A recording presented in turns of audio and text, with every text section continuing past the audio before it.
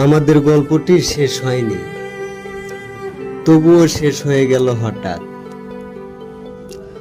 অবহেলার কালো ছায়ায় ঢাকা পড়ে গেল দুজনার সুন্দর অধ্যায়। আমি লিখতে চেয়েছিলাম সুখের সমাপ্তি, তুমি লিখলে শুধু বিদায়।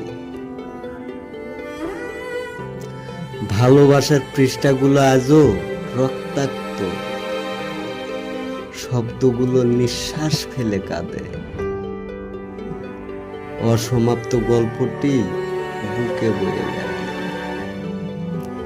যেন অচেনা এক অভিশাপ। পড়তে গেলেই চোখ ভিজে যায়, কলম ভেঙে যায় যন্ত্রণায়।